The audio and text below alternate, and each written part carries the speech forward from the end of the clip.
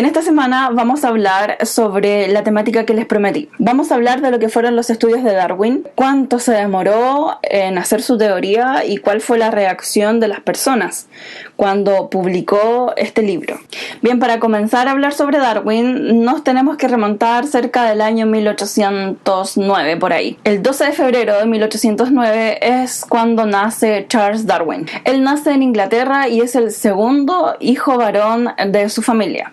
La familia de Darwin era muy conocida en Inglaterra porque su padre era un médico muy célebre de esa época.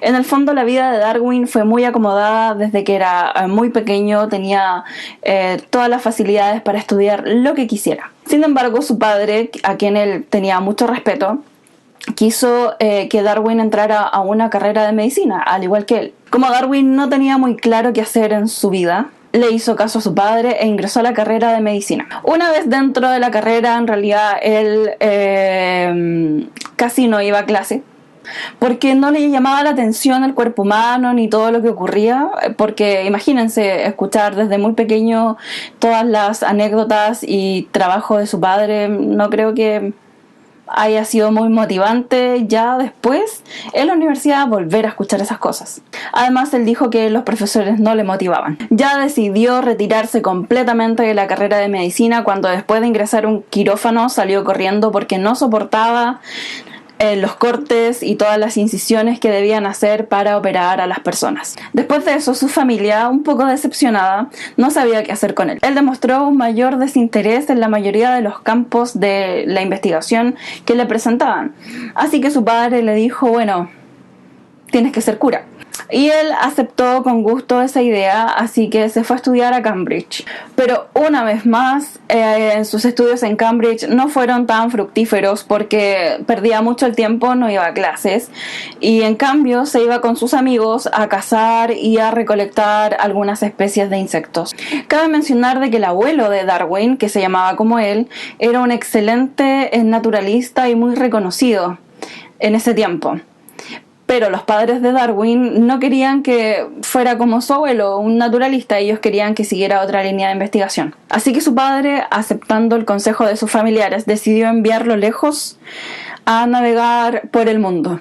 Tremendo castigo. En ese viaje, arriba del Beagle, que así se llamaba el barco, estaba a cargo del capitán Fitzroy. Ese capitán necesitaba un naturalista a bordo, alguien que le gustara colectar cosas, porque iba a dar una vuelta por Sudamérica, por Galápagos, Madagascar y muchas partes para ir colectando información de las especies y de rocas que existían en esos lugares. Así que le propusieron a Darwin, ya que tenía muchos conocidos en ese ámbito, de que fuera.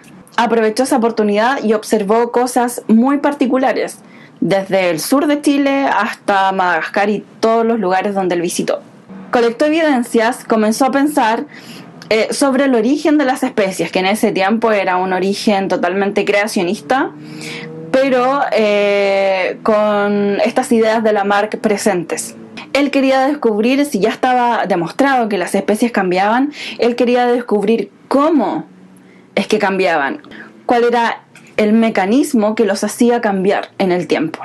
A lo largo de este viaje, Darwin se daba cuenta de que existía un mecanismo que hacía evolucionar a las especies, que era la selección natural. De esa idea escribió muchísimo para tratar de explicarle a las personas cómo funciona el mecanismo de la selección natural. Darwin continuó su investigación hasta que completó todas las evidencias como para publicar un libro. Sin embargo, el cristianismo de esa época era muy dominante en las personas. Además, estaba casado con su prima, que era muy cristiana.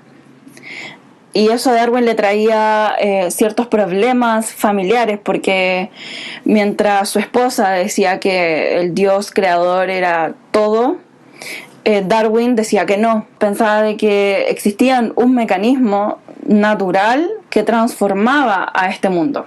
Para evitar problemas, en realidad Darwin dejó su trabajo hasta ahí, no siguió tan motivado y pensaba no volver a publicarlo. Hasta que llegó alguien que se llama Wallace, que era prácticamente un seguidor de Darwin, le envió la siguiente carta. Ya chicos, la carta original nunca apareció. Solo están las ideas de lo que dijo Darwin y Wallace con respecto a esa nota. Pero básicamente Wallace le explica a Darwin la selección natural, tal igual como Darwin la había pensado. Y le preguntaba a Darwin, así de una forma súper humilde, si es que él consideraba que esas ideas eran coherentes y claras, porque él pensaba publicar algo con respecto a eso.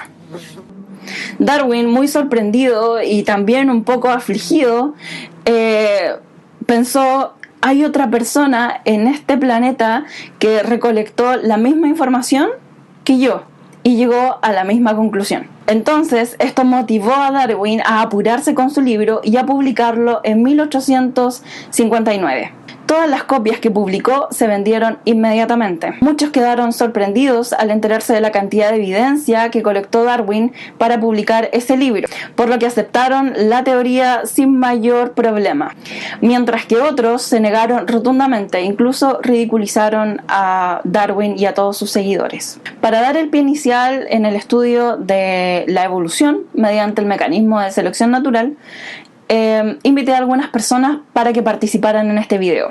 Es una pregunta que siempre me hacen cuando enseño evolución, así que yo prefiero que estas personas que son expertas en el tema nos pudieran responder a esta interrogante. La pregunta es, ¿se puede creer en Dios y estudiar la evolución? Claro que sí.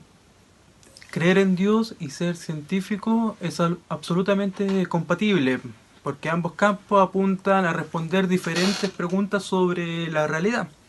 Mientras que la ciencia responde a un qué o un cómo, la teología responde a un para qué.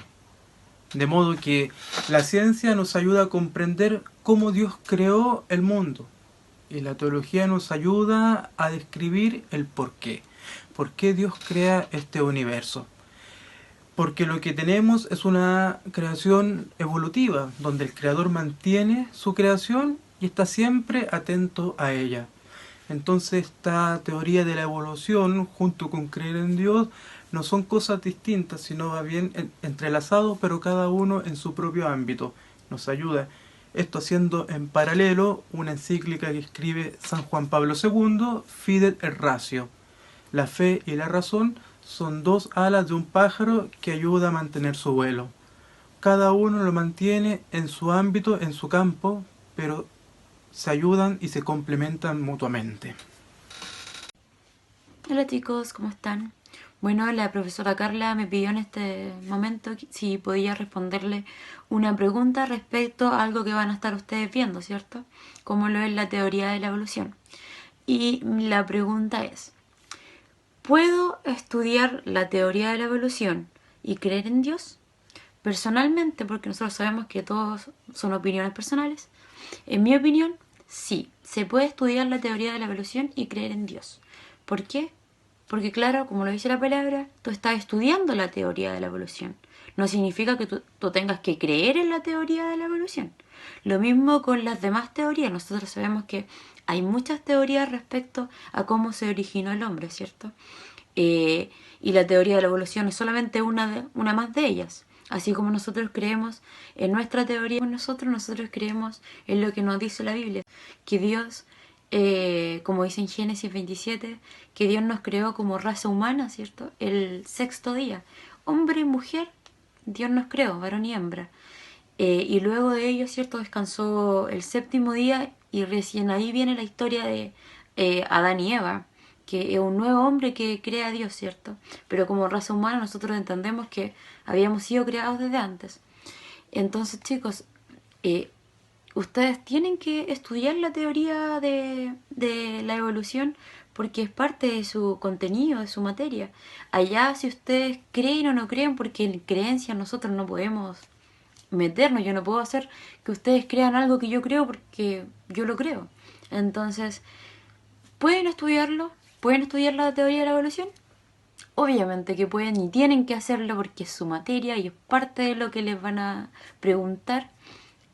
Creerlo ya es otra cosa, pero de que lo tienen que estudiar, lo tienen que estudiar.